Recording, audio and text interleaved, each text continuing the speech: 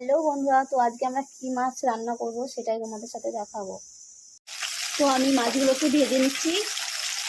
এগুলো আমি ভালো করে ভেজে নিয়েছি। যেহেতু এটা গঙ্গার মাছ, তার জন্য এর মধ্যে আমি কোনো রকম বেশি মশলা দেবো না। আদা জিরে বাটা, কাঁচা লঙ্কা আর টমেটো। তরকারিতে আমি দিয়ে দেবো কলাইয়ের ডালের বড়িগুলোকে আমি লাল লাল করে ভেজে নিচ্ছি। সবজিগুলো কাটা হয়ে গেছে। এখানে রয়েছে আলু, বেগুন আর সজনে ডাঁটা। এগুলোকে আমি ভালো করে ভেজে নিচ্ছি। এর মধ্যে দিয়ে দিয়েছি পরিমাণ মতো লবণ, হলুদ,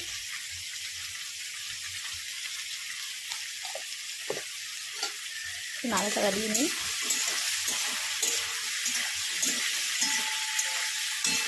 আর আমি রান্না করব ভেন্ডির ঝাল। এই ভেন্ডিগুলোকে কেটে রেখেছি, পেঁয়াজ কেটেছি আর টমেটো আর কাঁচা লঙ্কা।